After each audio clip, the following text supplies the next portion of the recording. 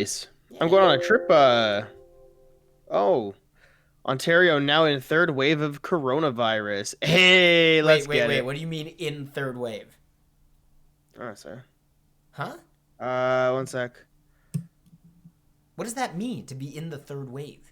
Sorry, we're in a third wave, and my boss just texted me, so now I gotta read this. What do you mean? Uh, No, hold on. Put your phone away. We got a show we're about to do. yeah, and work is very important. No, but this is work. Okay, This is like a different kind of sounds. work. It's not a real kind. This is that. What do This you is mean more it's of not a like real? a. Excuse me. This is what I do. I make just because you do other things too doesn't mean that this isn't also work. Yeah, but like this is important work, and I don't. Unfortunately, in what's it called? In construction, you don't get the opportunity to say no. You don't even know what your own We haven't we industry is haven't we haven't called. gotten to the Me Too movement yet, so Oh boy. that's a bit too far, isn't it? Uh, Maybe for the Twitch audience, the Dean Blundell folks will probably enjoy it. That's pretty We get to balance out. This is an interesting phenomenon now.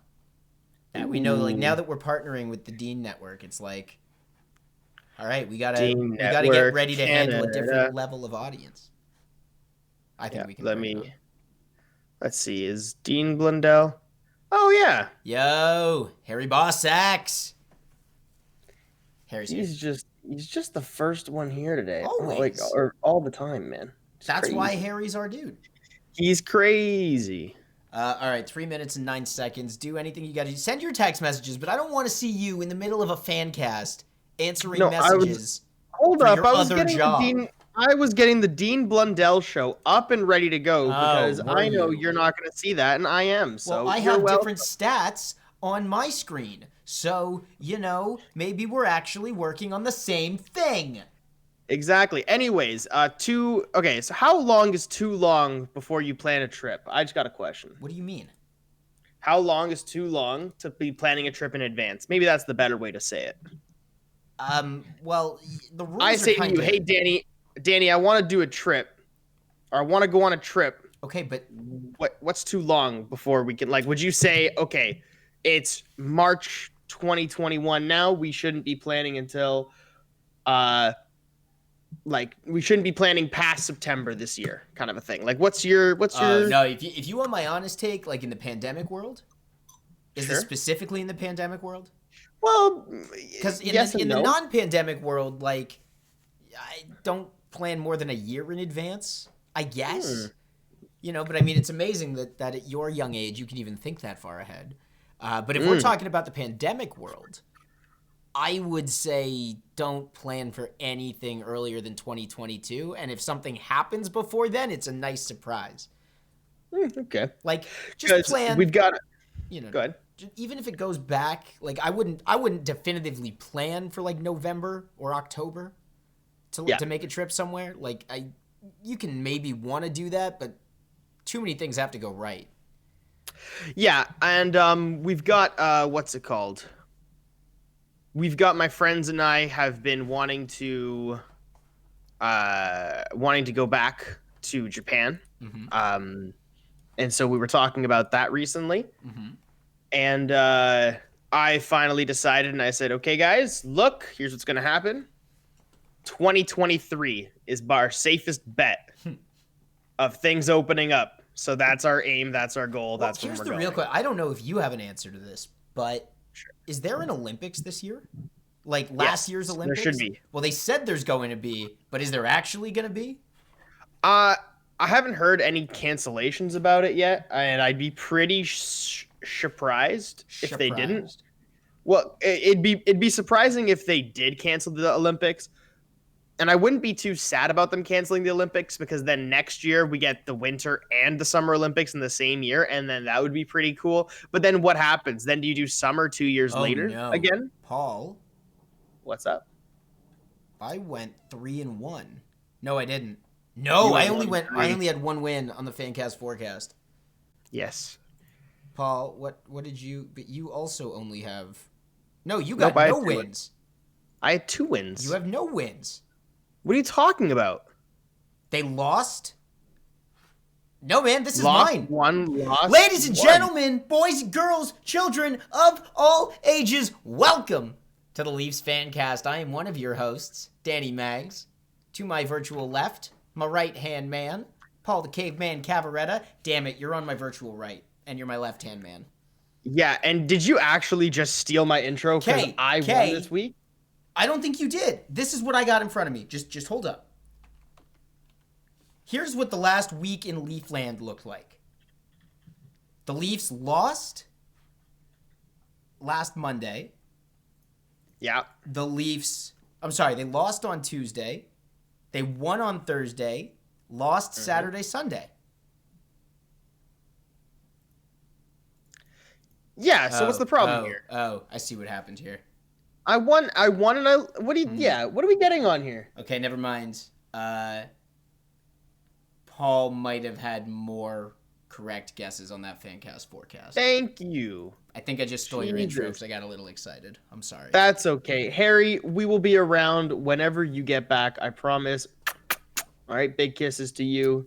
Keegan, I am ready to talk some FanCast if you are. Harry, subscribe to Tier 1, and you missed that, Danny? What's wrong with you? Oh.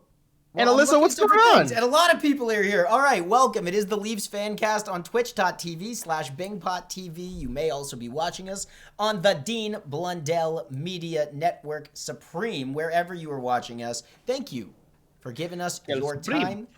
If you want to dive in and chat with us, please make sure you are watching on Twitch in order to interact with our chat. Harry, we look forward to you interacting a little bit more with us in the next little while. Okay. In case you missed it, the sky is falling in Leafland. Why is that?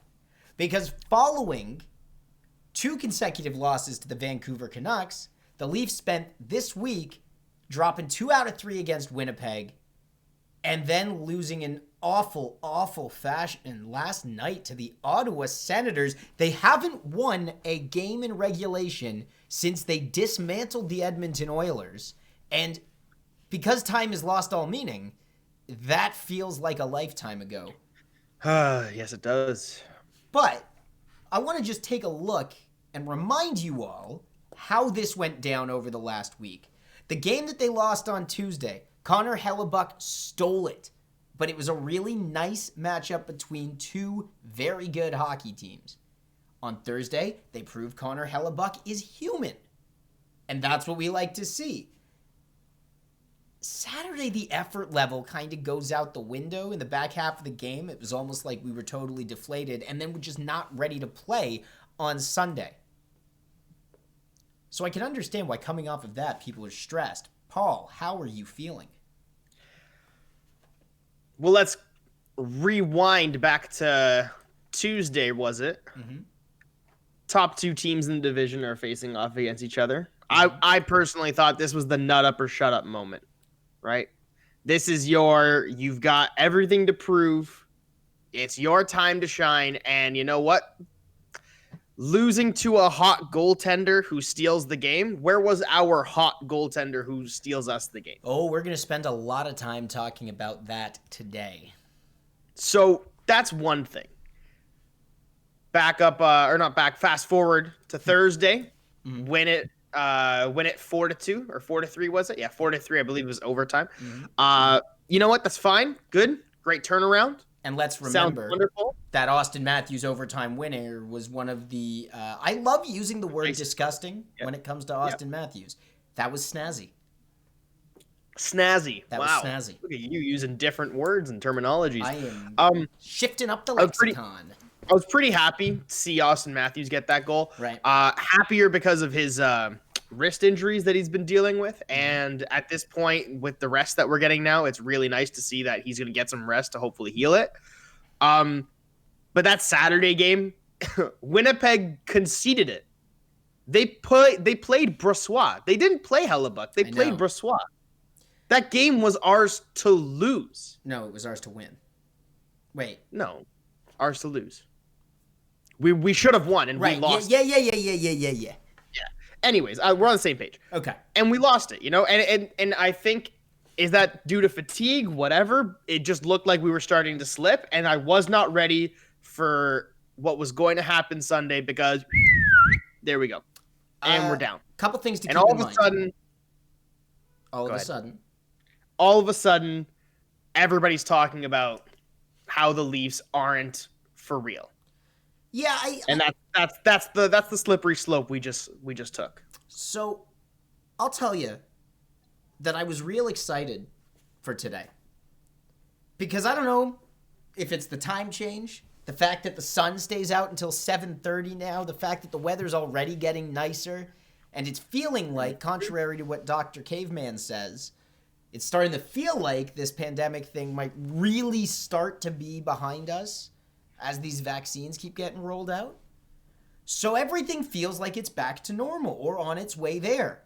And what's more normal than the Leafs underperforming and crap in the bed? So I was excited because we've been talking for how many weeks here, Paul, that it's really difficult to talk about this team when they're winning. So I'm stoked. But then, you put everything into context. Like those Vancouver games, Toronto should have won. And you can feel good about that. But then when you drop the third one, and yeah, you get your OT winner, but that game shouldn't have gone to overtime. That was a game where Winnipeg tied it up at the end. So yeah, you got the dub, but you're not feeling like you're playing your best hockey. And then a close game on Saturday, where you can't perform. I just think it's like the Leafs of old, Danny. It's not though, because I think. But it feels like it. Back to when we started our podcast back in the day, when they were rookies, when there was a twinkle in our eyes. Reminds me of the good old days when we weren't jaded on the future of working in radio. Exactly. Well, I feel you, because I do know that there are some similarities, but here's the other thing. Like, it's not just that you can't get your good game. You string together some good efforts and no results, and that's frustrating. And all you really need to do in that moment is shut your eyes, like take a step back and let it go, give it the old Frozen treatment. But the Leafs hadn't had the chance to do that. They were playing so much hockey. I think there was only one other team in the league who's played more games than them, albeit that team is the Ottawa Senators. Yeah, so where's your excuse for that Sunday game, right? We'll talk about the Sunday game in a sec, because there are excuses that make it understandable. Not necessarily, that doesn't make it okay, but it makes it understandable to a point. But my point is, what do we got now? It's a slow week. We got 4 days off. And then we play on Friday. This is the break the Leafs need to breathe, reassess. Yes, there have been some lapses, but the first half of this losing skid, they were still playing well. This is the time for them to get out of their own head. And I think we're going to see it. I can agree with you. I also think that this is going to be the worst for the Toronto Maple Leafs. The worst case scenario. We are on a break 2 weeks away from the trade deadline where you just went in on a losing skid. And Matthews looks injured. Campbell, I don't know what's going on with him. There's uncertainties up and down the lineup right now. What happened to Hall the past 6 games? Longer. Right? Uncertainties all around. Kyle Dubas is going to have to make a couple decisions on either hold steady or pull triggers. And I'm curious to see what he does, because the media is going to roast these guys for the next until Friday, where every day you're going to hear, well, what should the Leafs do? Elliot Friedman, come on our show and tell me what the Leafs should do. Because if we lose 2 games to Calgary, then guess what? We're 7 points away from not making the playoff. Oh, man. Okay, do you want to... Hold on. Can I hit the Caveman Angry button for this? Hey, go ahead. Because this pissed you off real proper. Ladies and gentlemen, straight from the caveman's mouth... Caveman Angry. So you're angry, Caveman? What about?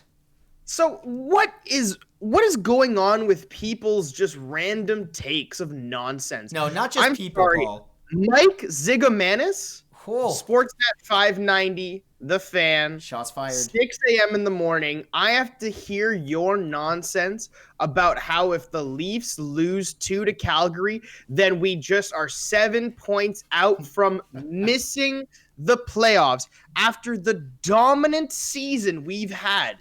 The dominant season we've had. You come with that bullshit. I'm sorry, excuse my language.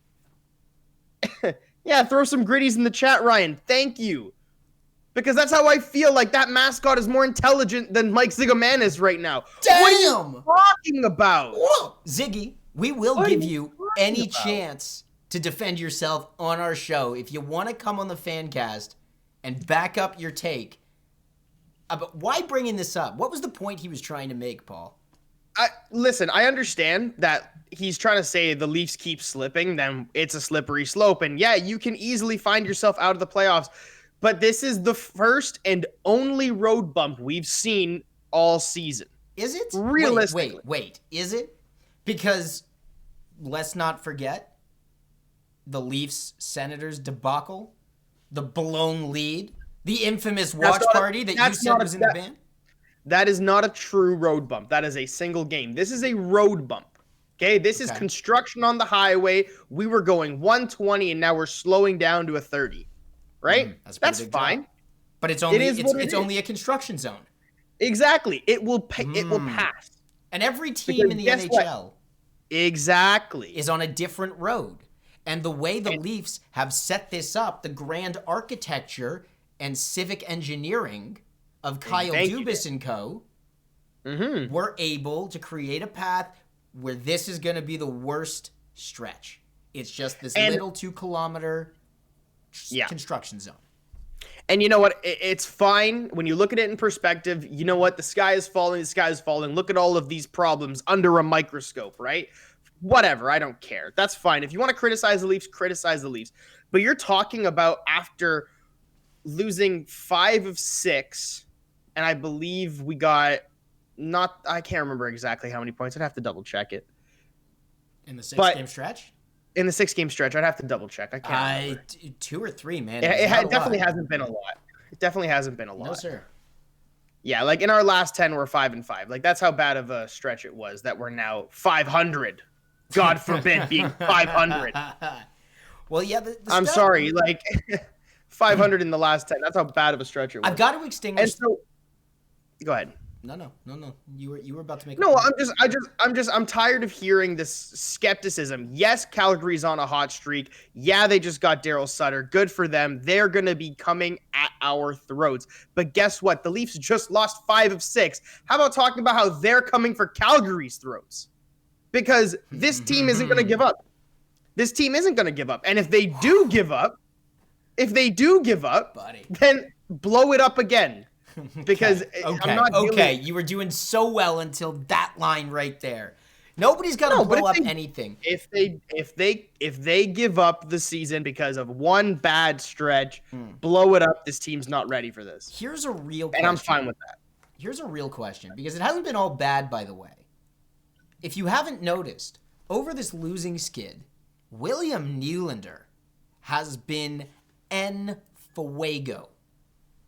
Yep. For all of you non-Spanish speaking individuals, that means he has been hot.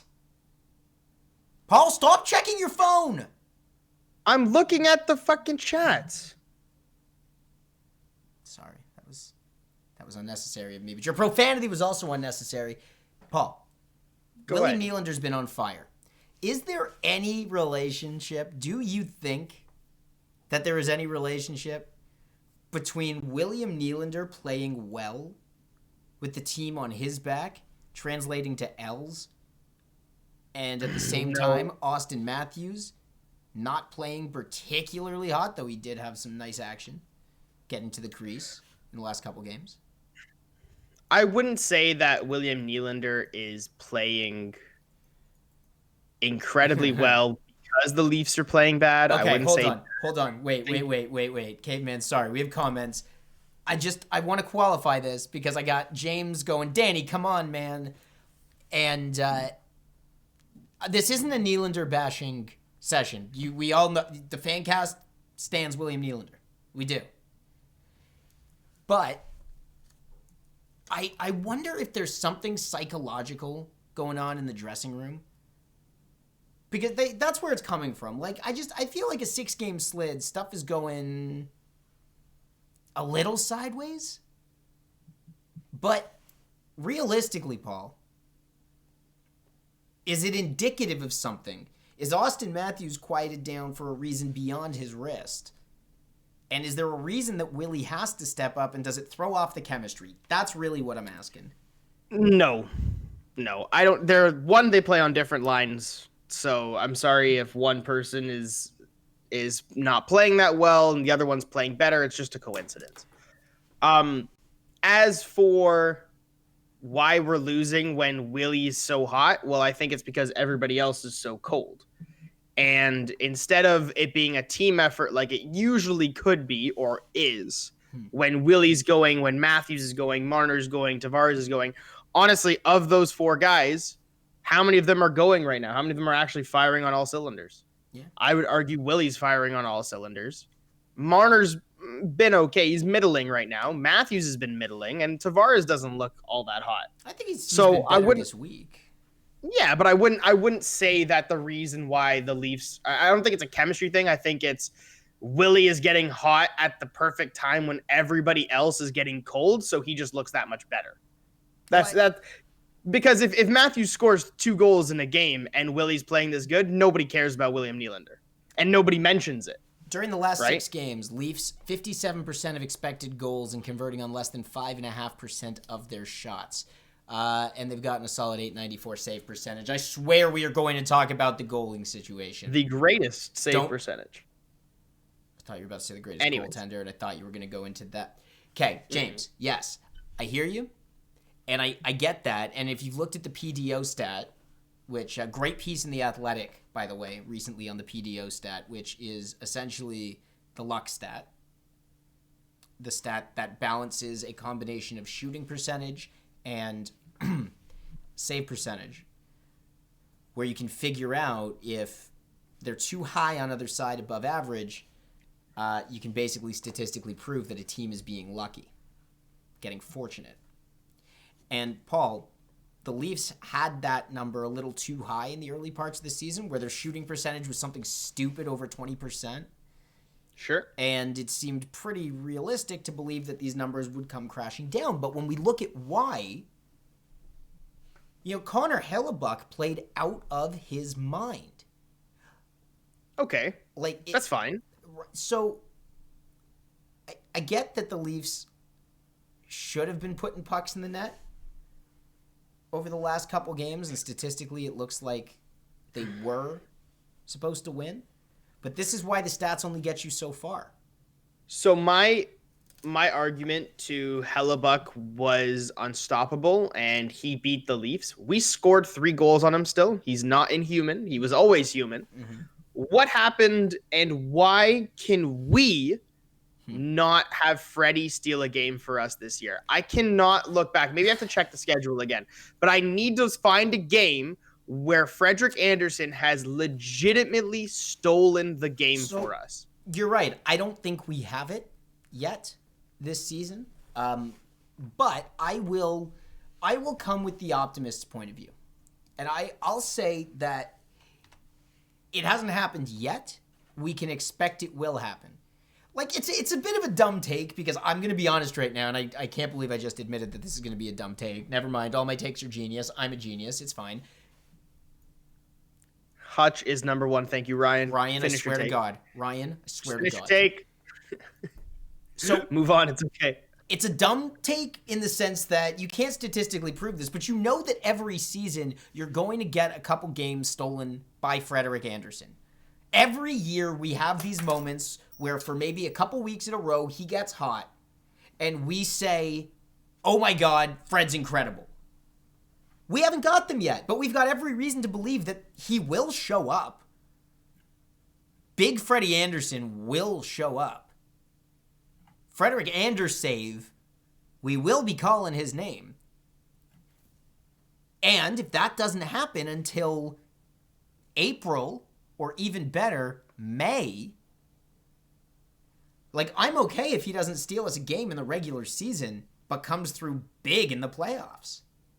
So I'm just going to read you the last 5 save percentages. This is from Fred? From Freddie. Does this include showing up in relief We will not include that game. However, he did have a 929 against Ottawa yesterday, so that's not even that bad. But let's start from Edmonton. A 963, an 871 against Vancouver, an 826 against Winnipeg, an 889 against Winnipeg, and an 844 against Winnipeg. But you're not supposed to use save percentage like that. Again, I don't care how the shots look. At some point, something is wrong, and whether it's the goalie or not, we have to take a look at the only stats that we can actually see. Well, what are you? And I'm not saying Freddie's bad. I'm not putting words in my mouth, but he has been worse this season than we have ever seen him before.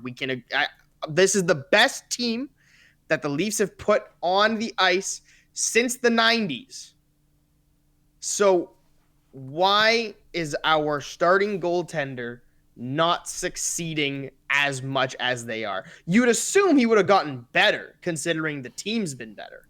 So what's going on? Okay, what do we know about goaltending? What is the first rule of goaltending via Down Goes Brown? Goaltending is blank. Ridiculous. Goaltending is voodoo. Goaltending is voodoo. This is as scientific of a take as we can possibly give you. Yes, James, you know. And because goaltending is voodoo, you can't predict it. All you can do is look at a guy's track record and hope that it's indicative of future results. Alternatively, you get guys like Jordan Binnington just show up and decide to win games out of nowhere. It's voodoo. So wait, Paul. Thank you. Go ahead. Your question to me was, if the team is better in front of Frederik Andersen, why isn't Frederik Andersen playing better? Because there's no relationship between those two things. It's all voodoo. And for all we know, Frederik Andersen, a creature of habit, a man of routine, is just being mentally affected by the shortened season. Pandemic brain, bro. Okay. So now with that being said, with you even saying that goaltending is voodoo, okay, what's so hard to believe that we can replace Andersen? Well, we've been talking about this. If it comes to that. Yeah. Because I had sort of a thought in my head on the way home. If you had a 7-game series, you were the Tampa Bay Lightning, a 7-game series, and you lose the first 3 with Vasilevsky putting up sub 700, sub 800 numbers, sub 900, garbage numbers, let's just say. Okay. Garbage numbers. And then you put his backup in for the 4th game. We'll call him Curtis McElhinney because that's the one I can remember. I don't know who it is right now. Okay. You put in Curtis McElhinney and he gets 3 shutouts in a row. Game 7. Who do you start? I believe conventional wisdom says you ride the hot hand. Ride the hot hand. Right. That's what I'm thinking. Okay. Even though it's Andrei Vasilevsky and he's the best goaltender in the league, even he would not play himself in that situation. In that situation. He would not be judge, jury, and executioner. He would not choose himself. He would not be, exempt from this rule. That's the word, exempt. But what are you saying? Because right now in Toronto, who's the hot hand? Campbell's on the shelf. Campbell's on the shelf. Freddie played what he just played, and Michael Hutchinson is a goddamn sieve. Hey, Paul, next time your mom is trying to make pasta and needs a strainer, don't look under the sink. Call up Michael fucking Hutchinson so that everything just goes right through him. Those 2 goals on yesterday, inexcusable. Legitimately inexcusable. Bad plays in front of him, but inexcusable goaltending. The first one was I can forgive the first one. The second one, the first one trickled right through him. The first one was a giveaway on the half wall, and he had an open. He was facing the shooter. He was facing the shooter. Yeah, and it's not. Again, James, goaltending is voodoo. James, you haven't been on this show in a while. Okay, so I'm just gonna tell you, James. In my mind, and you all know this. Harry knows this. Ryan knows this. Cleary knows this. Hutch is awful. And this is why I was not willing to give him any amount of slack when he played okay and got a shutout against the Vancouver Canucks. Like, no, man, this is the real Hutch. And this is what we must be protecting ourselves against. Listen, in a game where William Nylander literally couldn't stop himself from crashing into a goalie in the first 3 minutes, I don't think the goaltending was the biggest problem. Good segue. Into that game? What Into that do you game. mean good segue? No. Speaking of crashing into a goalie, we didn't touch on this yesterday during our pre-show, and we should have. Have you seen any of the Scott Sabourin stuff over the last week? No, what's been going on with him? Scott Sabourin, big, muscly winger for the Marlies. In his Marlies debut, runs over their goalie, the other guy's goalie, accidentally. I think they were playing Laval. He gets pushed into the goalie, like knocks out the goalie so much he got a game misconduct for clipping. So he comes in, puts the shot on net, gets run into, then gets into a fight, beats the crap out of some guy on the Laval Rockets, then gets kicked out of the game for clipping the goalie, even though he was pushed into the goalie. 17 minutes of penalties and a 1-game suspension in 23 seconds. Wow. That's impressive. Right?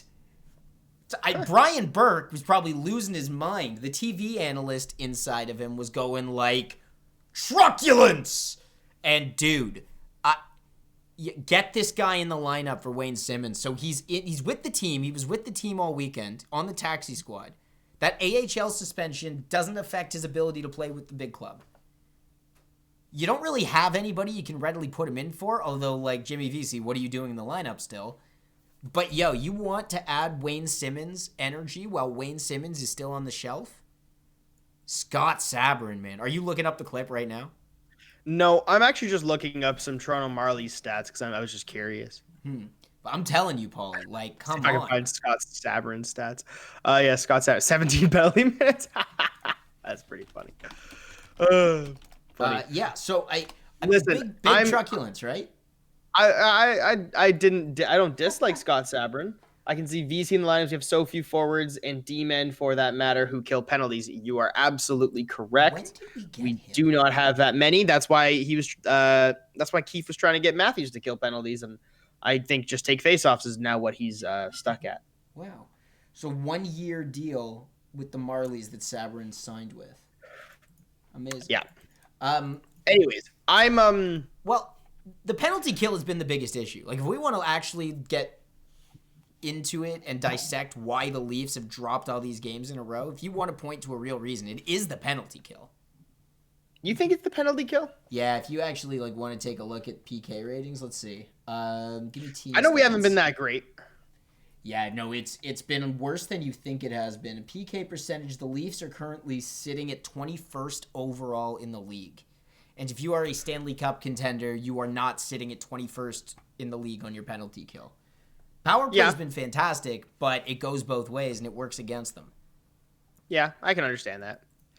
Scott Sabourin is the guy. Do you remember this, Paul? Yeah, no, I remember that. That's why I like him. He was getting chirped against the Sens, and he looked to the back of Scott Sabourin's jersey. I gotta see this guy in action for the Leafs. And then he scored in his first game against the Leafs as well. I remember that too. That sounds right. Was that the same night as the Who Is This Guy? I can't remember. I think it might. That was the preseason game. The Who Was This, or when Matthews went behind him and took a look at his jersey, but then his first game in the NHL was a goal against John Scott 2.0. Yes, Ryan Starfire. Yes, the All-Star. That is what I want. The All-Star John Scott. Okay, so Danny, you say the penalty kill's the problem. I'm gonna say it's the goaltending, that something's just not right here. Something's loose. Something's broken. Can I find? I'm trying to find a team save percentage on here and see if I can actually run that back. But go on, Paul. We have a trade that has happened. Mikko Lehtinen, his time in Toronto is now up. And who the hell did we get back? He's from Columbus, and I don't even know the guy's name. Yeah, he finished goalie. He's a goaltender. I mean, is this the beginning of the end of Michael Hutchinson? Hutch? Is he gone now all of a sudden? I hope so. The man has no business being in the NHL. Real quick, actually. because I'm looking up save percentage, Vini, I just want to point this out. There was an article from February 14th from the Leafs Nation that said Freddie Anderson is a elite goalie again, and this is from February 13th, so a month ago. So just as a reminder, a month ago, Freddie was looking pretty good. He was, I want to say that was against, there was Calgary game. Was it a Calgary game where he played big? Or looked really good for a couple of looks against Montreal? Like, he has had his moments. So it hasn't been all bad. That's fine. Again, he still hasn't stolen a game, which is what I want to see. I want to see Matthews, Nylander, Marner, Tavares all play absolute doo-doo. And I want to see Frederik Andersen steal the game with Pierre Engvall scoring the game-winning goal. That's just my dream. That's my dream. That's what I want to see. Pierre Engvall scoring the game-winning goal. Yeah, I can't have Mikko Lehtinen score anymore because we got Vevalainen. Vini? I think you got it. Whatever. Vini Vevalainen. Sure, we'll go with that. Vevalainen. Vivi Vevalainen. Well, double V. Sorry, yeah. W. Because VV looks like a W. VV. No, let's just go with VV. I like VV. Can we just go with VV? Yeah, sure. All right. I don't like that we got rid of Lehtinen. I mean, I understand that I think they made promises to him that he was going to be an NHL player, and it just hasn't worked out that way. I still don't think Dermott is the guy. I think I like Lehtinen. I still like Lehtinen better. But you know what? He's on Columbus now, so I have no complaints. I have an idea. As far as this goalie, I don't see him getting any boys. Clear play. What is going on? Hey, welcome. What's going on? Let's get an air horn for Cleary. Clear play. I want you to tell me, is Hutchinson disappointing you too, or just me? What do you mean just you? What do you mean disappointing? Me. Because he didn't disappoint you. He disappointed me. Of course he disappointed. Well, you're right. Keith disappointed me. What happened is we all got on our high horses, and then we got knocked off when the Leafs started losing, and that's okay. Sometimes you need to get knocked down before you can get back up, you know? So Tampa Bay got swept by the Columbus Blue Jackets before they won a Stanley Cup. Just remember that. So, and if you're actually following that logic, the Columbus Blue Jackets knocked out the Leafs in the bubble, which means this year we're going to win the Stanley Cup. So, yeah, the goaltending was bad, and we've been talking about it, and I'm trying to get a team save percentage on the year, but I can't find it handily. James, if you could find that, that would be neat. The thing with the Lehtinen deal is that I don't think this is the end of Mikko Lehtinen in the Toronto Maple Leafs. No, you can see him coming back, maybe. He's a UFA at the end of the... He may be an RFA at the end of the year. But there was this idea that... To hear Sheldon Keefe talk about it, he was asked what went wrong, and Keefe says, well, we didn't have preseason games for guys to get adjusted. So, bottom line is, the tryout's over. Keefe knows who he wants to be going with, moving into the back half of the season, getting the team tuned up for the playoffs. With Lehtinen, he didn't have enough opportunity, and he probably didn't have enough time to establish himself like Keefe wanted. But, Paul, come next year with a proper preseason to get acclimated to the North American game. Acclimated? Okay. Mm-hmm. Acclimatized? Acclimated. Both of those work. What's going on, Harry? Welcome back. So, I'm just saying. Here's what I'm saying. Mm-hmm. Here's what I'm curious about. How does Mikko Lehtinen not keep his job on the Toronto Maple Leafs, but Alex Barabanov, Jimmy VC, and Alex Kerfoot all still have their jobs? Barabanov is with the minors. He is in the AHL. Jimmy VC. Okay, well now he is, but like you're right. Jimmy VC's the one that still doesn't make sense to me. And I was looking at some Marlies numbers because I was just curious. In 6 games, Alex Galchenyuk has 8 points, which isn't the most impressive playing in the Marlies when you're a 30. This is the first time former 30 ever played. First time he's ever played in the AHL. Remember, former 3rd overall pick.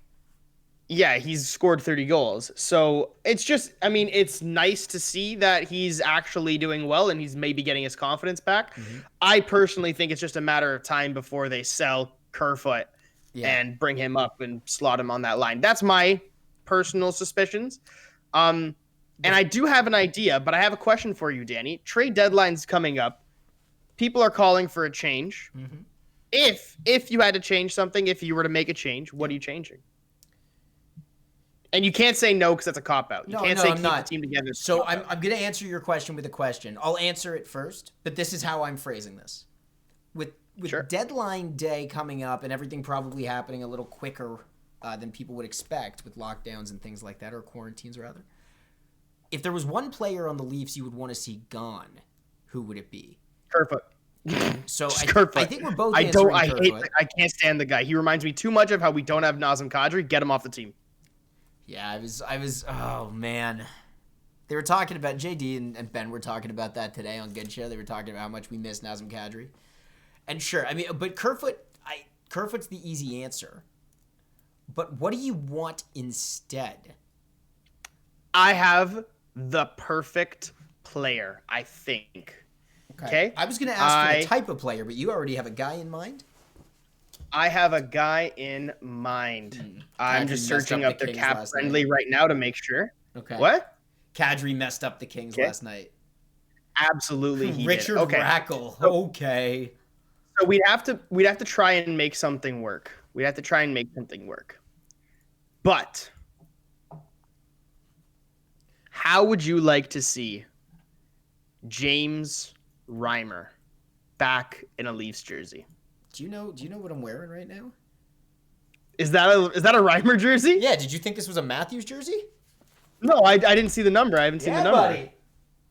I didn't even see 34. That's hilarious.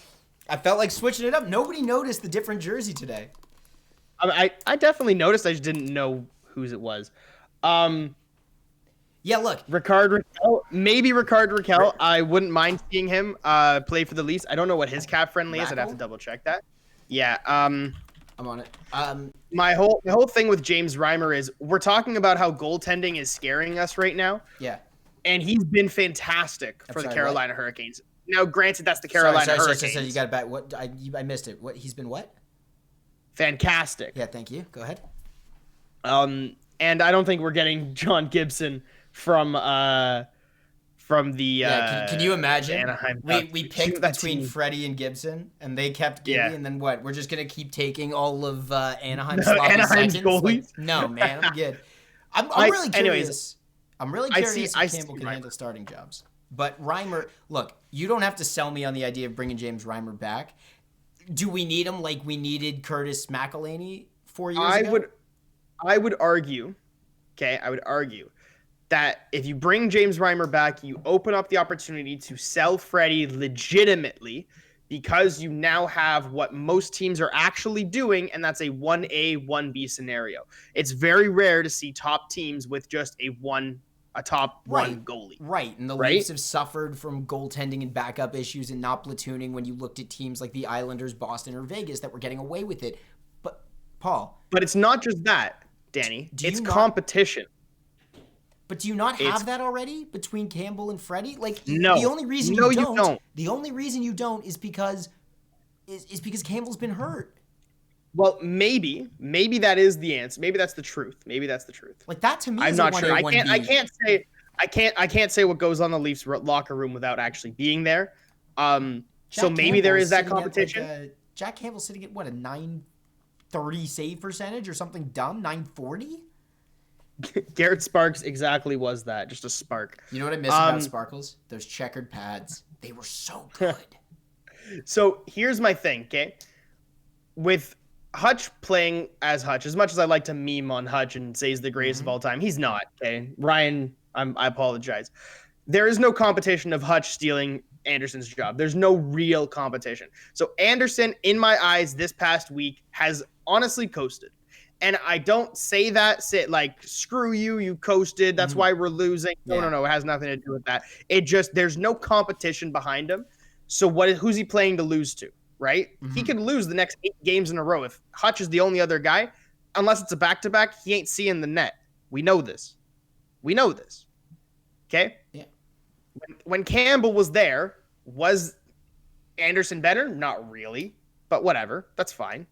It was a weird start to the season. We haven't seen it. That's my stance. Exactly. Here. We haven't seen it. We have not seen it. However, you add now Reimer to the mix, okay, maybe you do see it. What's the cap? Maybe you wait until Campbell gets healthy, start Reimer, sell Freddie.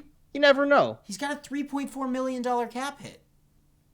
And what's Kerfoot? 2 point what? Yeah, Kerfoot. But you want to go Kerfoot for Reimer straight up? They're both, yeah, Kerfoot's 3.5. No, I don't want to do that straight up. I'm just saying you can talk about it. You can look at it. Reimer's a UFA, end of the year. Well, then what are you losing? Kerfoot's salary hit, which actually, this isn't the worst idea I've ever heard. Again, I'm no Kyle Dubas, but bring the boy home. Open yourself up to some opportunities to get rid of Freddie, which would be sad as hell, but you could actually open up that door and have a legitimate reason like, hey, we have two potential starting goaltenders. We don't need Freddie to be our just starter anymore. What do we want to do with... I mean, because the chat's talking about penalty killing now. I see that now, We're back to the penalty kill stats. I think you're right that it's... Look, getting Reimer in, I'm all for it. If James... Like, if they come in and Freddie gets hurt in the playoffs and Campbell gets hurt and James Reimer has to backstop us to a Stanley Cup, I am more than okay with that. Trade Kerfoot for a laundry machine. Yikes. I think, Paul... I don't like it. I'm sorry. I just don't like Kerfoot. Keep going. Do you want to dive into the penalty kill and why it hasn't been working? Do you have any strong opinions here? I have no opinions on that. I am not a penalty killing expert. I have a feeling it has to do with just being tired and they haven't had any real time to practice and look at the details. If I had to say, I would assume that it will get better after this little break. And just to hit on your point, you think Carolina would let him go though? I don't see why not. They have Peter Mrazek still, and any goalie that they've ever put in net has been absolutely solid. So why not? I mean, they need more. That's not like a a logical. They can start anybody and they're good. No, they no. But they have a very good defensive team, and their current number 3, who's not making that much money at all.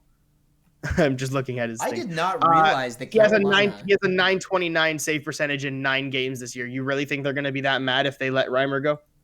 He has a 929. This guy's got a 930 save percentage. He's making $700,000. You kidding? Who's making $700,000? Alex Nedeljkovic. Huh. Maybe. I mean, the real question is, do they need Kerfoot? And they're sitting on top of their division right now, but it is a tight division. So what? If I go to Daily Face-Off and, I don't know, what was the latest, most recent lineup for the Hurricanes? Let's check this out together. Sebastian Aho in that top line, Stahl with Svechnikov, and Brock McGinn. Who's Jordan Martinook centering their third line? They've got options. Thin. I mean, Kerfoot could fit there. That's all I'm saying. Who are these guys? Morgan Geeky? That is such an unfortunate name. Steven Lorenz. And you're just wondering why these guys are in first right now? Kind of, yeah. Like, who is playing for the Carolina Hurricane? Oh, yeah, Jacob Slavin, Dougie Hamilton, Brady Skay, Brett Pesce. Did you just say Skay instead of Shea? I did. I always mess that up. That's all right. Brady Shea? In the words of Chance the Rapper, that's let's do that. That's 3 consonants in a row, so that's gonna be a nope. That's gonna be a nope. A K and a J all next to each other. That's a nope. Yeah. Run through a wall for Rod Brindamore. Okay, that's why. The Carolina Hurricanes are the upgraded, the upgraded Columbus Blue Jackets, unfortunately, and I don't like saying that. Well, that's the piece. Maybe they can use a utility guy like Kerfoot if he could fit into that system. There's a conversation to be had there. You got your OBS on the screen, by the way. I don't know if you know that. I do. I just realized just this second. I should not be at board op. For whatever reason, I'm the only one who can board op any of these streams. Like, nobody else that I work with knows how, and that's not good because I am not good. I don't have the attention span to do this properly. Yeah, there you go, Starfire. That's all right. Oh man.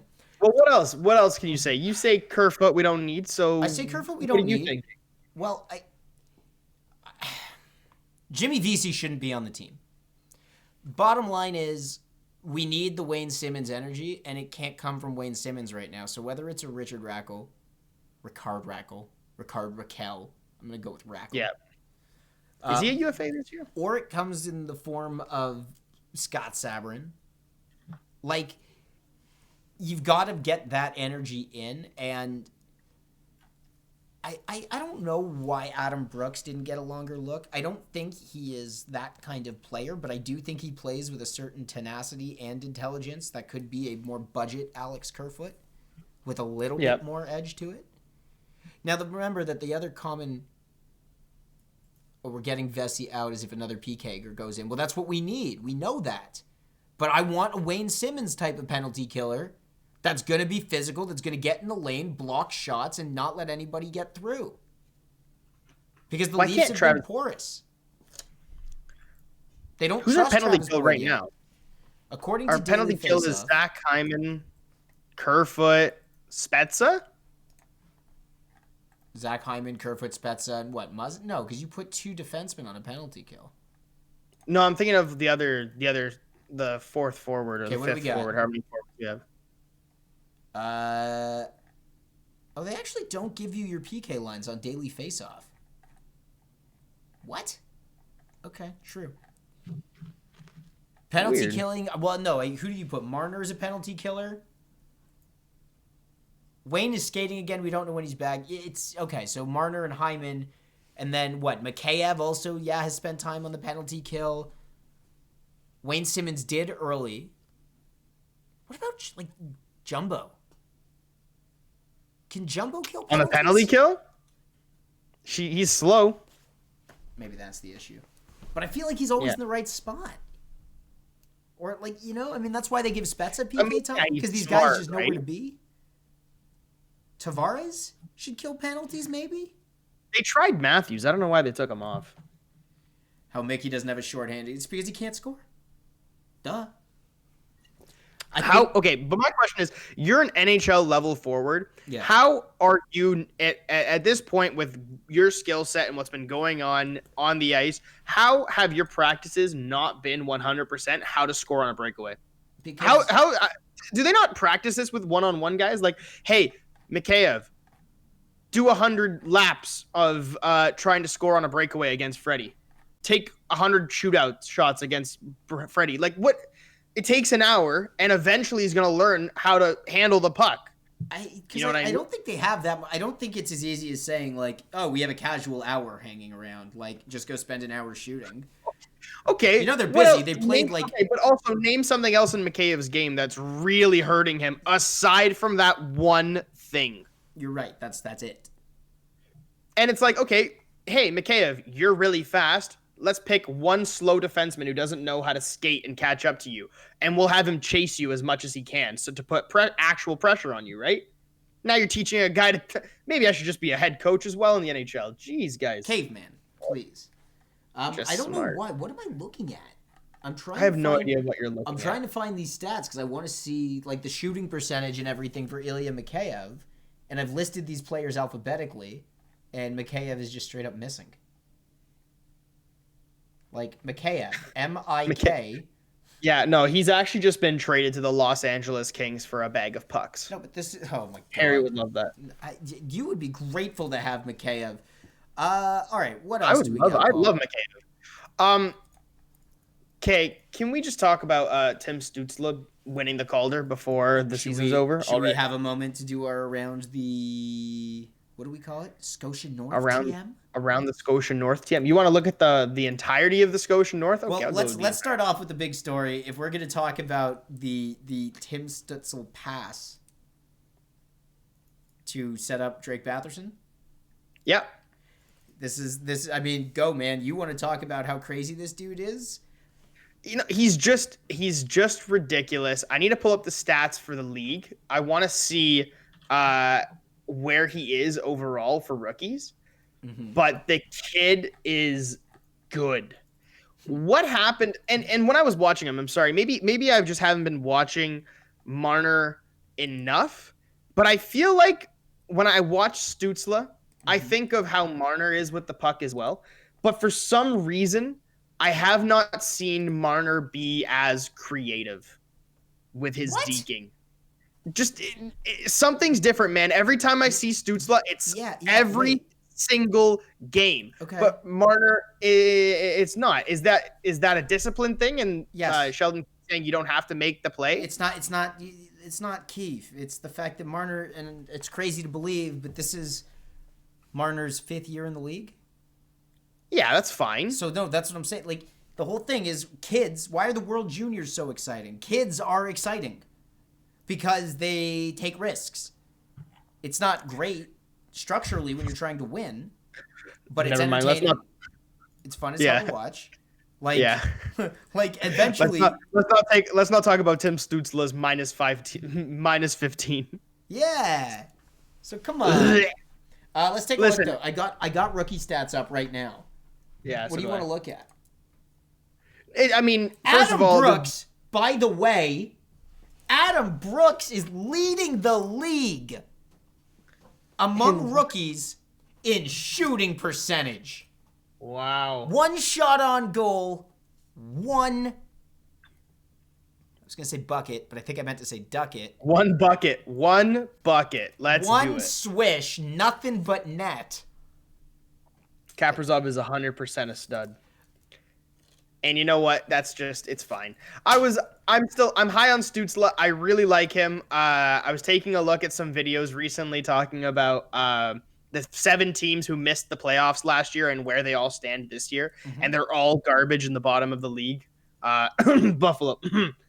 1 bucket pot. Wow, Ryan. That's pretty forced, but I'll take it. Buck pot! Yeah, I mean, actually, LA's doing pretty good. I like the little team they have going down in Ottawa, and I can't wait for 2 more years, and that team's going to be pretty fun. They're not going to finish last in the division. Don't worry. It's all going to be fine. Dude, have you seen it? Oh, my God. They're 7 points back of Vancouver. That's not very many. That's not very many. You're right. As Mike Zigomanis said, that's not a lot. They can catch up. It's the Leafs FanCast on Bing Pot TV and the Dean Blundell Media Network. Remember, if you want to get in on the conversation, if you want us to answer your comments directly, make sure you are watching on Twitch, twitch.tv/BingPotTV. It's just that easy. Thank you. Just easy. Easier. To come in like our boys Harry Bossax, Ryan Starfire, Cleary, JR, and everybody else in the chat. Hey, look at these Bing pots going through from Harry. Wow. I don't even know if I have that. I have 11K channel points. Look at me go. Tim Stützle is sitting at 17 points. Yes, he's kind of a monster. He looks really nice. I find him more fun to watch than the Leafs. And maybe that's been my problem with the Leafs is that they've been too structured recently and they kind of bore me now. And when they lose, they're definitely like really boring. It's so rough. It's boring hockey, isn't it? Like maybe it's just me. Can we talk about that? Is this boring hockey to you, whether they're winning or losing? I don't know. It's boring because it doesn't have the same level of stakes, which is actually why I really liked watching the Winnipeg game because finally it felt like we had an equal. We really wanted that against Edmonton, and we didn't get it because Edmonton didn't show up to play. Yeah. But we did see it, against the Jets. And that's why I thought even like it was frustrating because after things go off the rails in the end of the second or in the third period on Saturday, then you go, well, screw it, and you're fine to just turn the game off and go away because there's no stakes attached to that specific game. So let me ask you this now, Danny. Speaking of important games, these last 3 that we had against Winnipeg, are you now afraid of them in the playoffs? Do they strike the fear of God in you? They strike the fear of the hockey gods, for sure. Okay. They strike the fear of Joe Thornton in me. Okay, that's fair. 89-year-old I do, and this is the thing, right? Because I had been thinking about this earlier today, and I'm glad you brought it up. Like, now is the time to get worried, because this whole thing, the last couple of weeks while we've been flying high, we have been saying once we get to the playoffs, we have an easy, clear shot into the Final Four. Yep. And I think what we've realized in this game with Winnipeg in that series is sometimes it's not that easy. Like James called it out earlier. He threw the numbers there. The stats look good. The Leafs should have won those games. But guess what? It doesn't matter. Because you can have a 55 to 60% expected goals average for a 7-game series and still lose the series. Yeah. So, okay. And so Winnipeg is like the way we played Winnipeg, and even those 2 games against Vancouver before, that tells me the same thing. Yesterday's game against Ottawa, not so much. Is this team in a slump right now? Would you argue that this is the worst hockey they've played all season? Yeah. And in the worst hockey they've played all season, they still almost beat Winnipeg twice. Yeah. Yeah. Like, do you know what I mean? Mm-hmm. And they only lost to Ottawa because of nonsense. But at the end, it doesn't. So this team, Winnipeg, still does not scare me. However, I heard something on the radio that actually got the gears a little turning a little. Mm-hmm. If they pick up maybe 1 or 2 more defensemen, real defensemen, then they'll scare me. But this team is nothing more than a stepping stone on Toronto's way to the conference finals. Again, but it's not. Unless some changes are made around the North Division, I don't see anybody still striking any fear in me unless we meet Edmonton when McDavid's on a 10-game point streak. That would scare the shit out of me.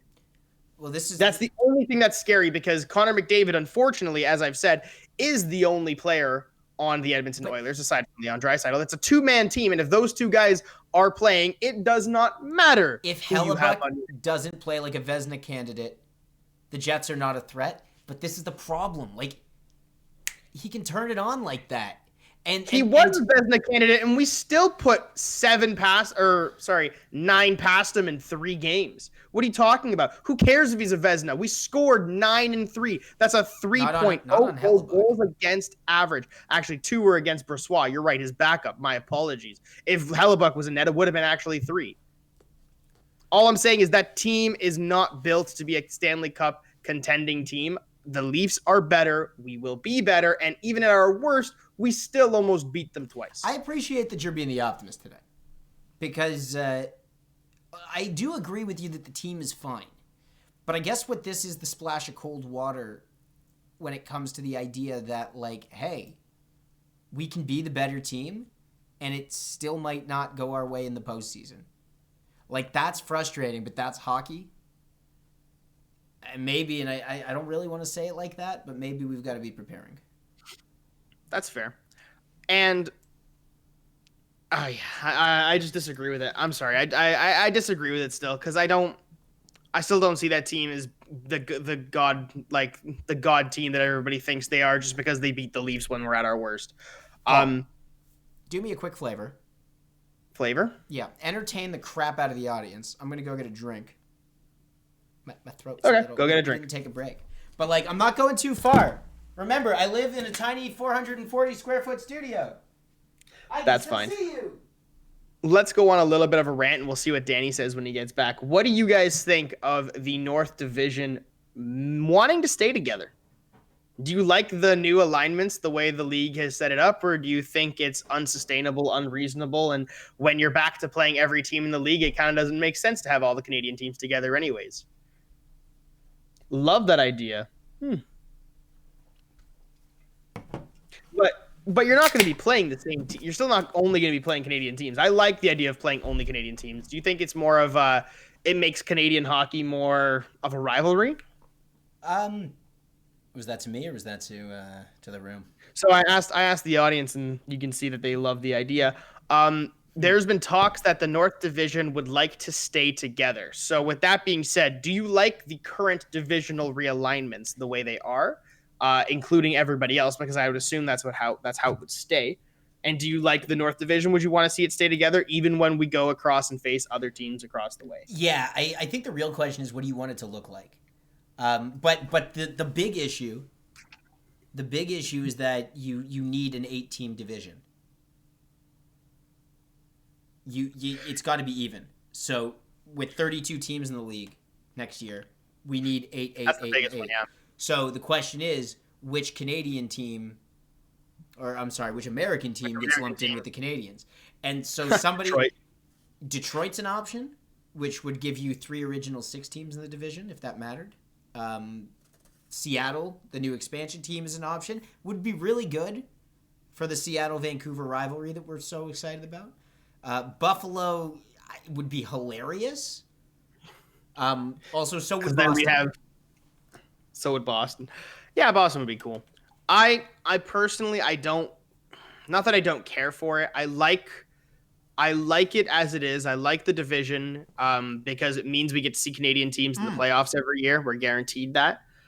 You know who I'd want? It wouldn't be Seattle or any of those. Guys, there's one that we're forgetting about. Further north than Toronto, the Minnesota Wild. Are they actually more north than Toronto? They are. And I would very much like to put Minnesota in there because I think having Minnesota, it's the Canada of America. They love hockey as much as us. They get it. They're like the second most. They're actually the most polite in the States, I heard. And I do like the playoff format. I really like the playoff format.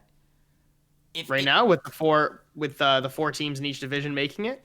Yeah, and that you have to play totally interdivisionally, and you're not going to split up anything else. Like, I like that because, first of all, the playoff rivalries that between the Canadian teams and then between all the other regional teams, I think that's great, and I really like the reseeding of the Final Four that they have set up for this year. Yeah, and see, I don't like it. I like I would go a completely different direction. I would mix everything up. I would take overall standings, maybe do the top 4 in each division. That's fine, but then seed them overall and have them play cross divisionally.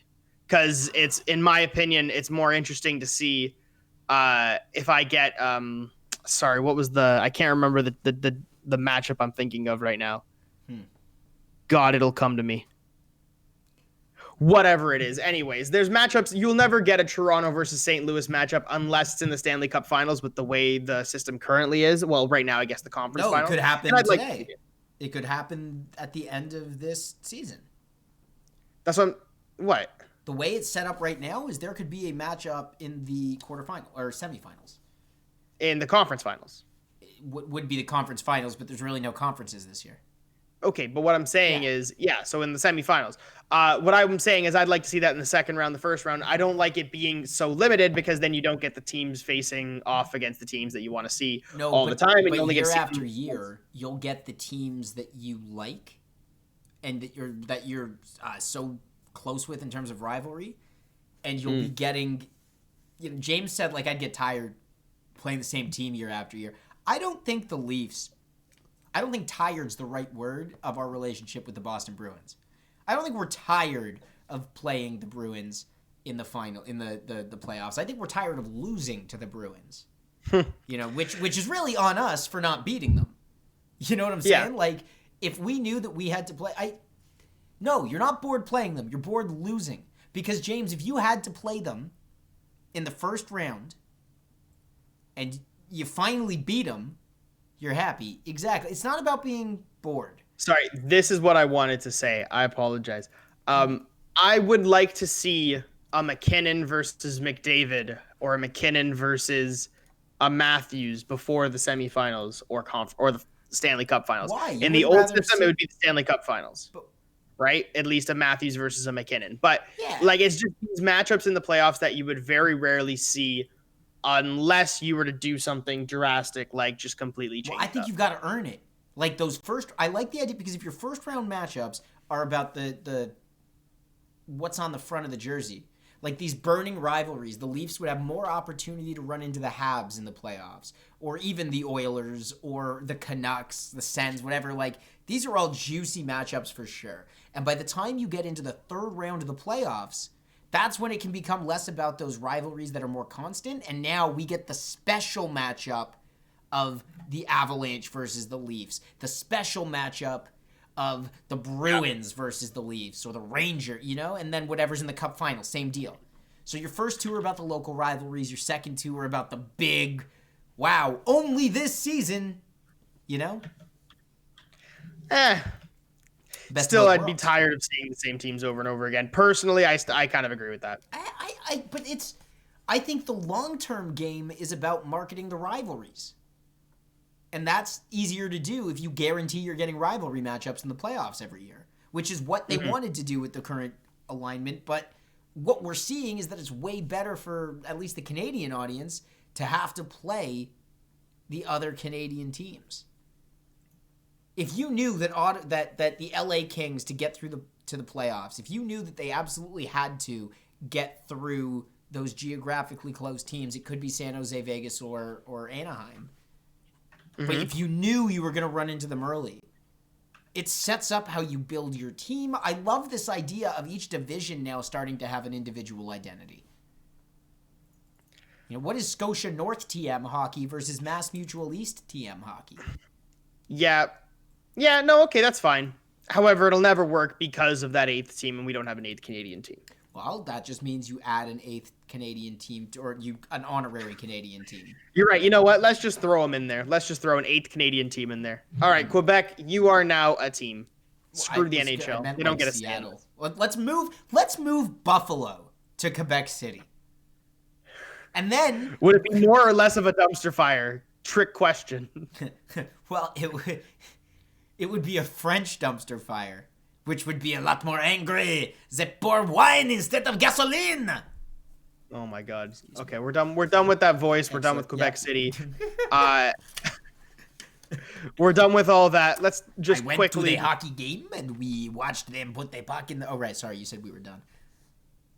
Jake Muzzin compares the Leafs to the Kings of 2013. Yeah, where was this quote from? Because I was trying to find it, and was it during the post game? I'm not sure. I'm not certain. I could find it for you. I know I saw it on the Score because they've got some very interesting ones. But what's the context of the quote? The 2013 Leafs or Kings? The Kings when they won the Cup. Basically, he's saying the room has the confidence and a feeling of having fun and enjoying hockey like the Kings when we won our Cups. This is the 13-14 Kings. Yeah. That's good. So basically what I hear there is that Jake Muzzin, Stanley Cup champion, is saying that this room has the right mindset to win a cup. Yeah. So he says similar feelings in both rooms that I felt in LA and with this group here in Toronto. So it's been a lot of fun, and obviously winning games helps. That was the quote. Yeah. But what's the full context? And so they were just asking him questions on comparing them to the Kings. Right, but is it in the context of yes, it feels the same inside the dressing room? Yes, or what I see on ice? Same concept. Same concept. Because I don't think I don't think the Leafs are there in terms of what the Kings were that year. Harry and Ryan, you're gonna like this. I'm gonna go off on your Kings for a bit in the best way. We're just gonna pump the tires as best I can. But I remember very clearly, because I was living in California at the time, watching the LA-Chicago series, the conference finals in 2014. The Game 7, which I think went to double overtime. I remember watching that at my aunt's house. And, Paul, like, the back and forth. Seriously, best series ever? That Game 7 is the best hockey I have ever watched at the National Hockey League level, where end to end, thank you very much, Kenny, for the follow, at end to end action, where the Kings would break out flawlessly into the Chicago zone, where the Chicago defense would break up the rush and send it back. And it basically went back and forth and back and forth. Martinez, the game-winning goal to win the cup, no? Against New York? Did he also do that against Chicago? And this, of course, was the 3 consecutive Game 7s on the road. So it was insane. but the back and forth was like the defensive precision was incredible. The Leafs aren't there. The Leafs still feel choppy at points. And I mean, maybe it's just something that has to happen in the moment. If they're playing the Winnipeg Jets to get to the Final Four and it's that tense, maybe that's part of the fondness that I remember. So I want to bring up that when the Kings won both of their cups recently, in recent years, I am almost 100% certain that they were the 8th seed both years. Definitely. I might have to double check. Definitely the first year. Definitely the first. I know for sure it was the first year. I'm pretty sure the second year as well. Can anybody give me a thing on that? Yeah. So my question is, was that team built specifically for the playoffs? Is there a difference between building a team specifically for the playoffs? Like at this point, the Leafs have all but made the playoffs. LA was the 6th seed. The second 6th seed. year. Okay, so there's still a lower seed in their division. Their division was won by the Anaheim Ducks, and San Jose was ahead of them as well. Yeah. So you take a look at that, right? That team barely made it in the first time. They made it in a little room to spare the second time. They never had expectations like this. Huh? They never had expectations and pressure like the Leafs. Yeah, no, for sure. Are they just a different breed of teams that win the Stanley Cup? There's nothing consistent. I mean, apart from Stanley Cup champions have really good defensive responsibility and they can score. Like, they're just good hockey teams. And they show up in the playoffs. So timing is part of it. I don't think Phil Kessel was the best defensive player. Just want to put that out. But the Penguins team he won with is the one outlier of a team that is winning without a solid back end. Like I love that because I've recently started listening, or not recently, but like over the past couple of years, you'd hear on the radio them talk about you don't need to win with defense. Pittsburgh proved that. Don't look at all of the other teams that won with defense. Look at the one team that did it without. Like that. Like that's the outlier. Like fuck. But you look at the outliers, say how it can be done. But then yes, you also look at 3rd seed in the Pacific behind the Ducks and Sharks. So anyway, yes, I lost my train of thought completely. I'm going to be honest, my head just glitched. Did you have that happen where the spark just like the cable doesn't connect and you're like, internet cut out, had to refresh. Yeah, that's what happened in my head. My brain just cut out for a second. Yeah, Ovechkin was just gonna get one eventually. 100% right. He was gonna win a cup with or without the Washington Capitals. I think there's different kinds of recipes to build a champion. I think is basically what it boils down to.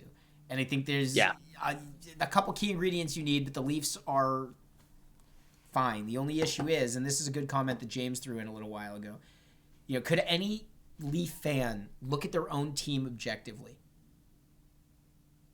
Like, is it possible that we can look at our team like an objective hockey fan? I can look at us objectively. I don't know about that.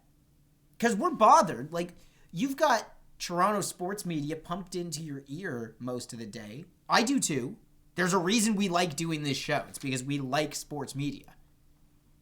So, I'm just saying, like, we've got opinions that float through our head all the time. Opinions of our friends, our families, or the so-called experts. But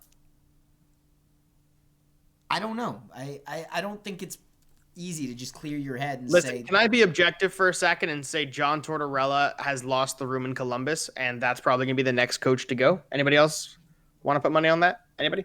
Wait, you think Torts is the next coach to get fired? Yeah. I think that team has taken a direction.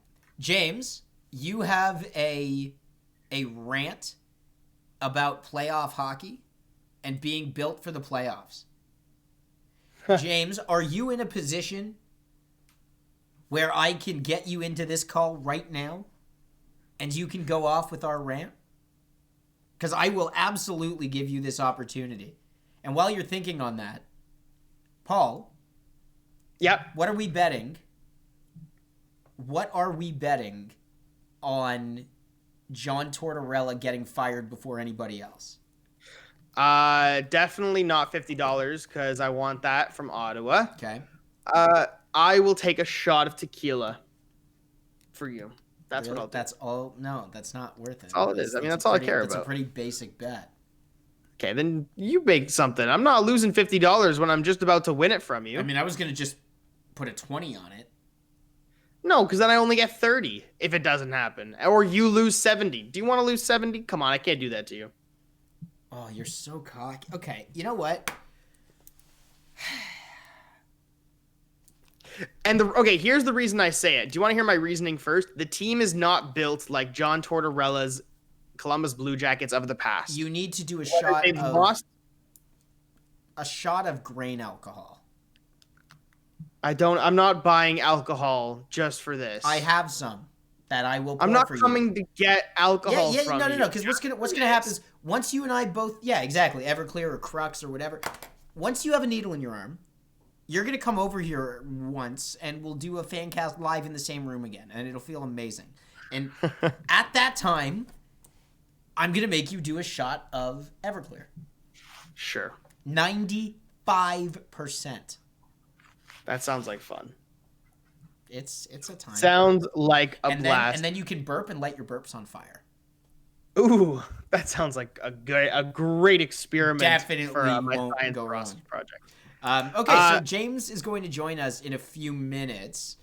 Oh my God, no, I am not shit. Do you know how long it took to grow this? Then I'm not doing the shot. Yeah, what happens if I win? What is this bullshit? I will also do a shot of Everclear. Yeah, but you want to do a shot of Everclear. No, I don't. No, I do not. I have not done that since I was 21 years old. 19. All right. Actually, wait. Well, listen. That's a lie. Just like Jake Gardner, we do not play in the NHL.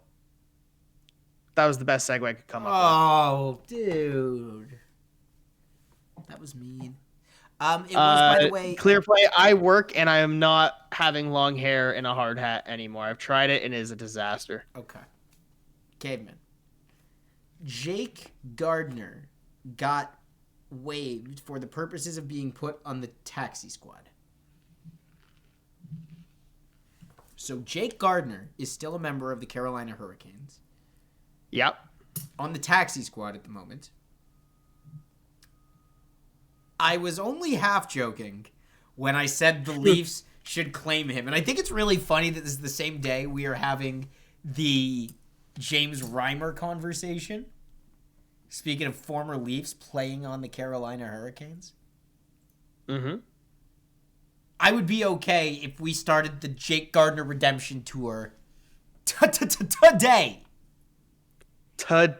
And if he came on, and even in just like a utility rule, was on the roster for the Leafs winning the cup, it would be phenomenal. It would be fantastic. James is ready to go. So I am going to try and add a James into this conversation. Stand by. Jay, ready? Get ready. Let's see if that does it. Have I lost you, Paul? I've lost you. I'm still here. I'm around.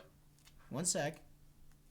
We're back, and we'll see if James picks up the phone. What's going on, James? I don't have you on video, so you can kill the camera. No, I don't have anywhere to put you right now. You can take me off. Let's have James. I want to see his emotion in this. All right. Oh God. This is not Paul. Gotta fix my frame here for a minute. Cavaretta. This is James Rettelmeyer, and that really snazzy. Is that a Toronto St. Pat's jersey? You did it just to annoy me. Yeah, buddy. Oh, what an awful jersey. James, you didn't hear this last week. Quick concept for you. Reverse retros. That is just the current Leafs jersey with St. Pat's colors. Great idea? Oh, I could be in for that. Yeah. But even if I could be in for that. You see, Caveman? You see, James Yeah, did. yeah. All right, JR. Talking about getting ready for playoff hockey, what does that actually mean? Paul, what was the point that you were really trying to make for here, first of all, before James gives us that rant? Sure. You go on. About playoff hockey? Well, being built for the playoffs, you said, are they a different breed? The 6th place Kings going on a run, the 8th place Kings going on a run. I just feel like that there are teams who are built for the playoffs, and it seems that it's a certain style, and it's always been like that. And we always talk about the big, tough teams or the ones that are built for the playoffs. And so you're standing at the end of the season in overall doesn't actually really matter, because at the end of the year, nobody cares how many games you won if you didn't win the last one. You know what I mean? Right. So a part of me just wants to know, if you're the Leafs now, with like how well we've been doing so far, would you be willing to sell off some pieces to maybe make ourselves a little bit more like those LA Kings teams, like the Tampa Bay Lightning, the Pittsburgh Penguins, just a bit tougher? And why is this style, if James would be so nice to rant about it, and explain to me what's going on with playoff hockey? What do you got? Okay, so here's my question with that. Why? So this goes across all sports. I will preface that basketball, is another big one with this. But why do we have to build a team to survive an 82, or in this case, a 56 regular season, only to then have to completely switch the rules for the next 16 to 28? So is this whole take about how officiating changes in the playoffs? Well, okay, because I can get behind this. Partly, but this also stems from, I don't know if you guys have seen it, but it's the Chris Versteeg recently had a rant on, I want to say it was Hockey Night, about protecting, it was McDavid specifically, but it was like protecting the stars and refereeing. Like, he was showing clips of McDavid just getting mugged and mugged and mugged. It's the treat these guys like quarterbacks. Yeah, so, but my point, I guess my question is why do we have a set of rules, even though we don't even follow those sets of rules according to the refs, for a full season, only to then have that entire set of rules completely change? Mm-hmm. Why do I need to build my team to survive 82 games, but then flip around and now I've got to build my team in a completely different fashion for those games? Those guys who have been fighting for spots in your bottom 6, even your top 6 guys that you kind of push down, I've now got to go spend my assets at the deadline to go and play a completely different style of hockey that my team might not be completely built for. Yeah, and see, that's the point I was trying to get at, is it looked like we have to kind of trade our softer players, like a William Nylander, fantastic in the regular season, but would you rather have William Nylander, who will put up 10 points in 15 games, or would you rather have David Perron, who's going to hit 80,000 people? Yeah. The issue I have with your take, James, is that this isn't new. Like, I feel you for sure, in the sense that you don't want to have to build your team differently, but then maybe the point is, and I think this is what you were getting at, Paul, is that you just want to build your team for the back half of the year. Were those LA Kings teams built differently? Were they built with postseason hockey at the forefront? But what's the point in building your team for the postseason if it's not going to get there in the first place? You have to do two things. That 2012 Kings team, their first team to win, the one that snuck in as the 8th seed, rode Jonathan Quick's, what was it, like a 950 save percentage? Yeah. Like or even the Bruins with Tim Thomas back in 2011 completely just ran that guy into the ground. I would say it's two things. Okay, first of all, you have to build a team that can survive 82 games. And then that same team has to be able to play a different style of hockey in the playoffs. But it's not like it just changes on a dime, and it's not like the style that you have to play come April and May is unknown. Everybody knows what playoff hockey is. So that's why it's one of the greatest challenges, and that's why it's on the general manager to build the team that can do both, that can survive the grind and then win in the playoffs. I don't like that the rules change. I don't like that. But we Well, know, exactly. So what? we So can why prep is for it. why as hockey fans do we put up with that? What's the alternative? I agree with James. I highly agree with James. But what's I don't the like alternative? I don't like how teams get an unfair look in the playoffs because they are smaller, because they are weaker. I understand hockey is big, it's strong, it's fast. I like playoff hockey. Why did the rules change in the regular season? To stop us from getting injured. Okay, that's fine. No, it's not that. It's not to stop anybody from anything. The rules get looser in the playoffs because guys get chippier. And the rules no, the rule book, this drives me nuts. But the rules are that an official may give a penalty. Every penalty in the game is discretionary. Unless the obvious things, was there blood, it's 4 minutes versus 2. But for the most part, these things are discretionary. So yes, because they're discretionary, Cleary's got a great point. The officials don't want to determine the games in the playoffs. That's the mandate. But by not making a call, you are now determining the game.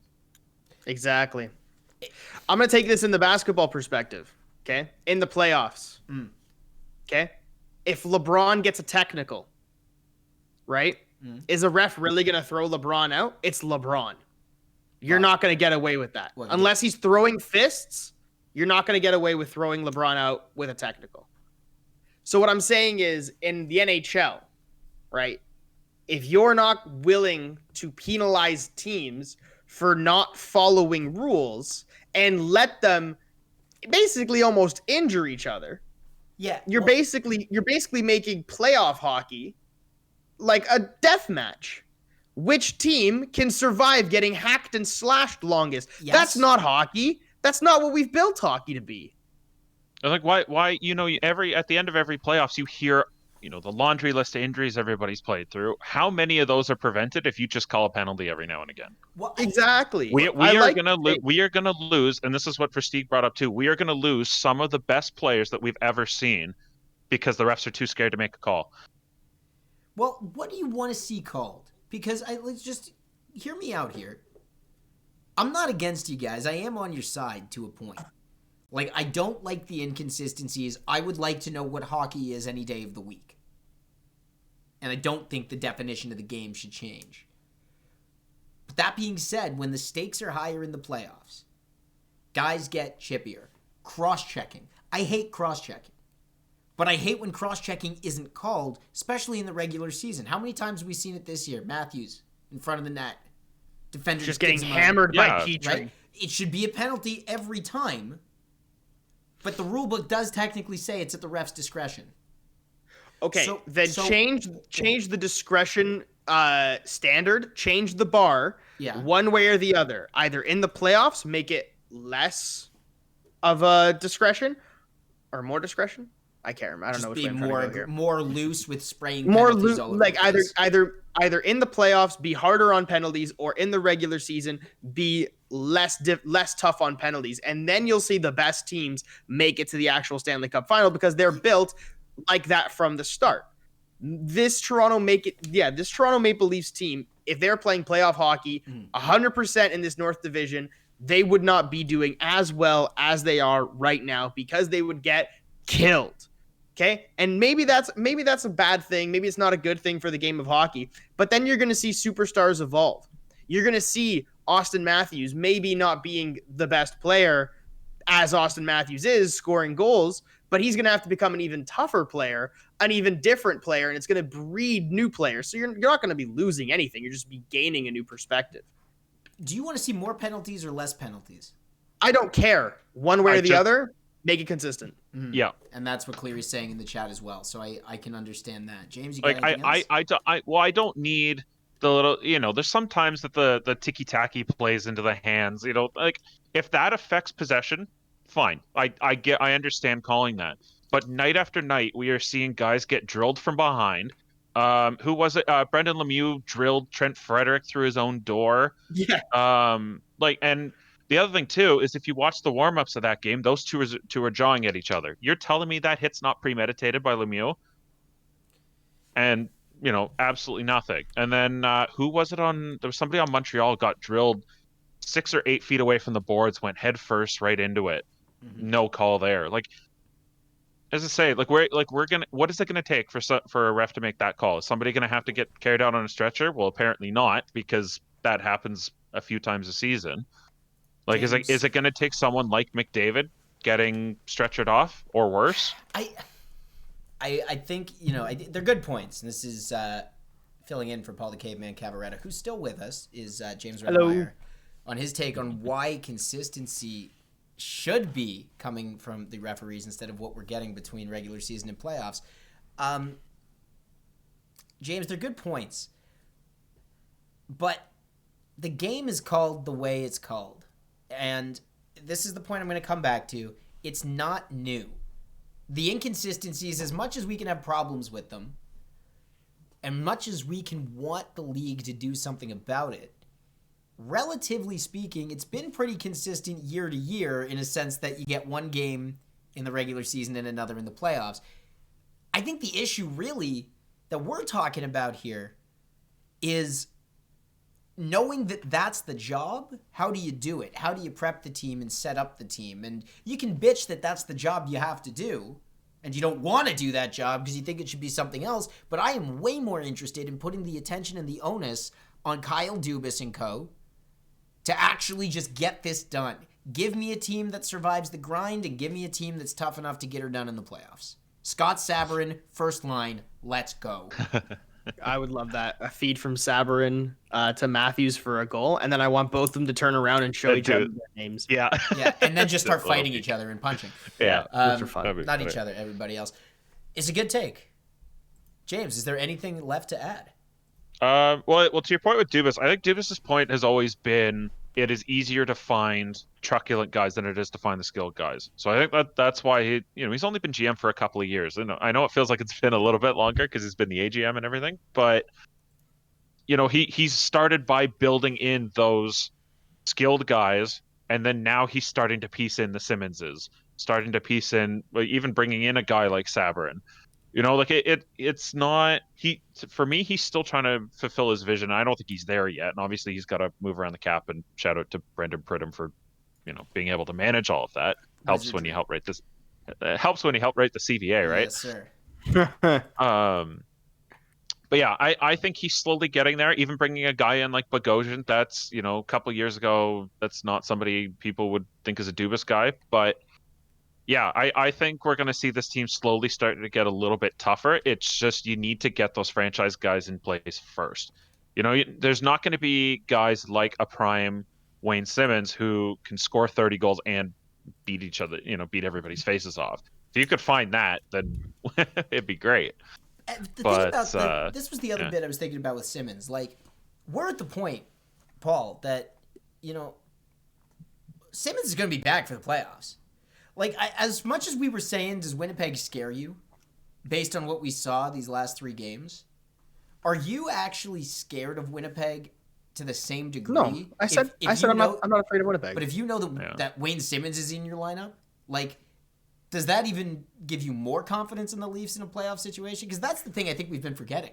We have Wayne Simmons for playoff hockey. It's gonna be a massive deal.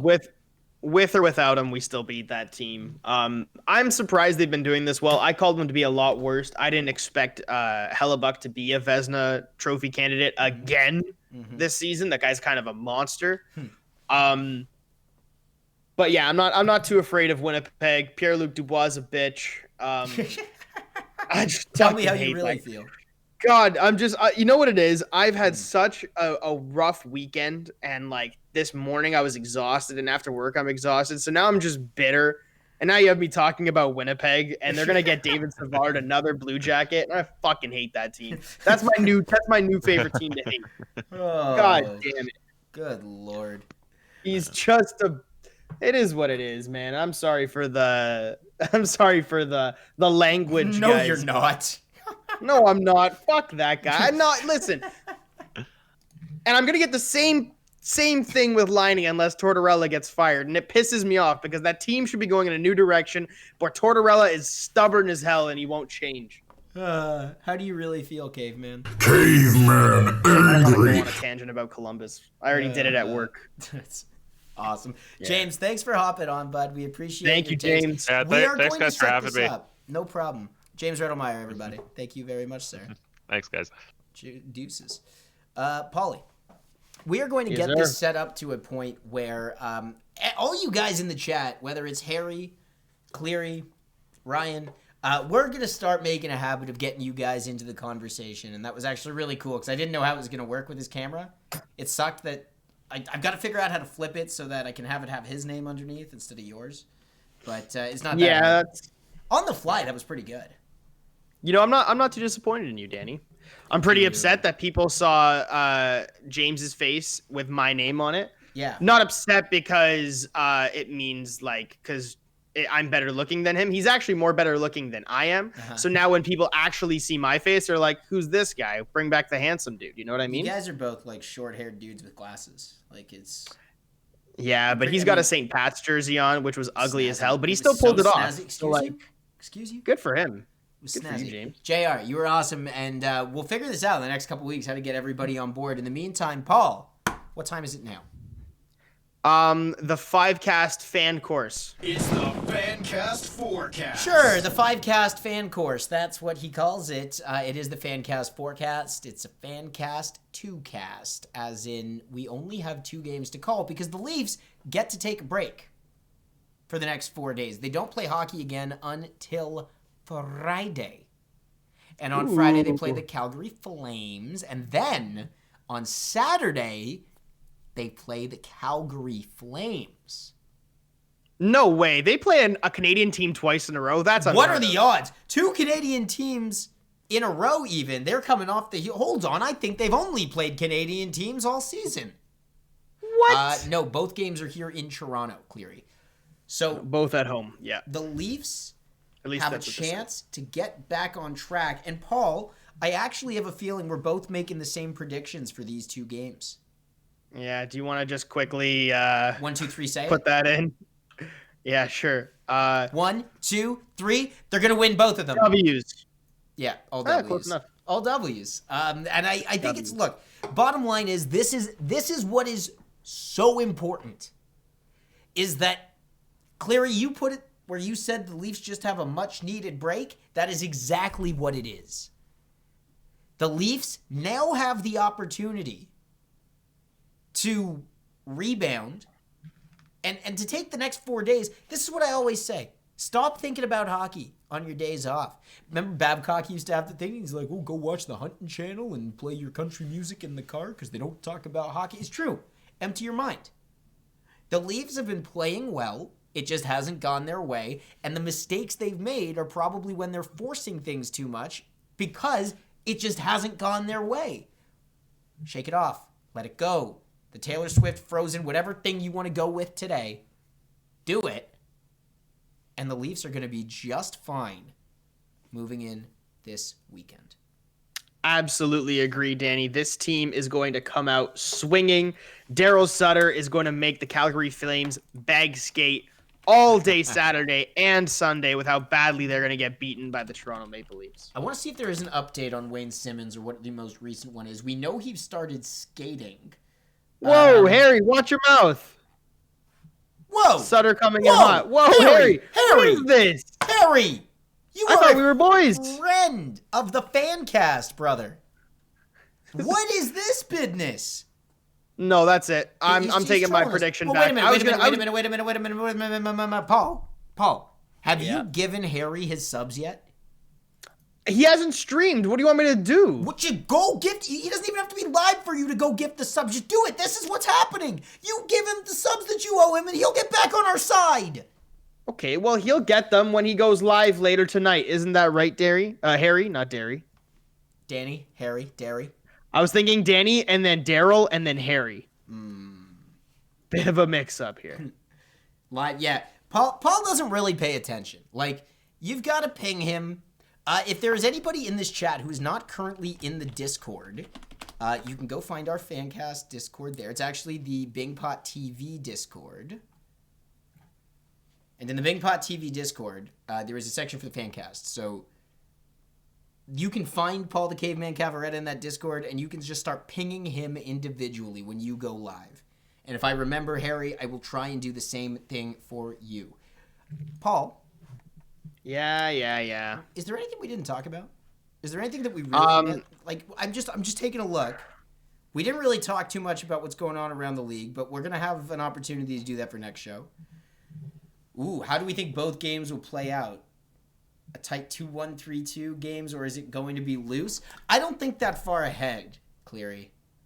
Unfortunately, I do. I can 100% see Daryl Sutter playing a tight system with Calgary like they have been. Tonight will be indicative of that. If you watch them versus Edmonton, I can guarantee you can almost copy and paste the footage for Toronto's game and change the color jerseys, and Calgary will play the same. So if they play loose tonight, they'll play loose against Toronto. If they play heavy tonight and tight, then they're going to be playing heavy against Toronto. They've got a big and fast team, and Sutter likes his big and fast boys. So let's see how they go. Who are they playing tonight? Edmonton tonight. Ooh. Honestly, I have a feeling, and maybe this is just a snippet of what of a bias I'm starting to have now. I think Sam Bennett's career, if he stays in Calgary, could change with Brendan Sutter as his coach. Really? Like Sutter? That's my pick. Sam Bennett. That's my pick. He is a player that he would want. He is big. He is tough. He is fast, and he can score. One thing that I want to have us all pay attention to over the next couple of weeks, or we'll say the next week before our next show. And I may or may not do a live stream for the Saturday night game, or I'll do one of the two. I don't know if I'll do both. But one of the things I want to take a look at is does Justin Hall bounce back? There's a reason we haven't talked about him today. I don't think it's fair to put that kind of... I want to give him another week. He's been slipping, but I want to give him another week. So let's keep watching with close eyes on Justin Hall to see if he can get back to his earlier season form. Yeah. And yes, Thatcher Demko is the hottest goalie right now. Maybe not, depending on who's in net for the Islanders, because they've won 9 straight, and I don't think anybody noticed. I'm sorry, 9 straight? I swear to God, the Islanders could win the Stanley Cup, and we'd all be like, who'd they play against? Like, no one would know, because no one would care. That's how bad the Islanders are. They're in first. Jeez, in the last 10, 9-0-1. They do not have a regulation loss in their last 10 games. They don't have a regulation loss at home this season. Wow. That team is, you're talking about a team that's winning in the regular season, that's built for the playoffs. New York Islanders could be the favorites to win it all this year. And they just lost Anders Lee though, so don't hold me to that. You know what does feel really good, Paul? That as the season goes on and the world starts to feel like it's coming back to normal, like we're tensing up here in the right ways. Like everything is starting to feel just a little bit more intense week to week to week. I think now that we've passed the halfway point, I am getting really amped up for the playoffs. And yeah. What you just said about the Islanders... Could you imagine that playoff? Like, it's... I just want to get out of the Scotia North TM and start grinding. So, ladies and gentlemen, thank you all very much for hanging out with us and talking puck. Paul, do you have any final words?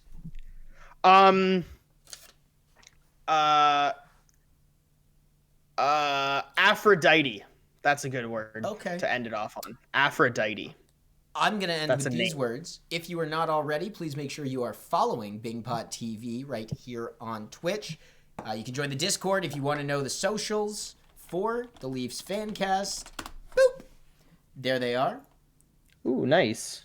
And nicely done, JR. I don't know if you heard it, but we started off talking about PDO, and that's a nice way to bring things back. So a big shout out for James for hopping on the show as well today. Fellas, we will try and get you in on the next time. Make sure you're following. Otherwise, we'll see you for a watch party Friday or Saturday. Keep your eyes out. I will be here. It's the Leafs FanCast by the fans, for the fans, We're not experts. We are all just fans. Have yourself a See you guys next time. wonderful Monday night.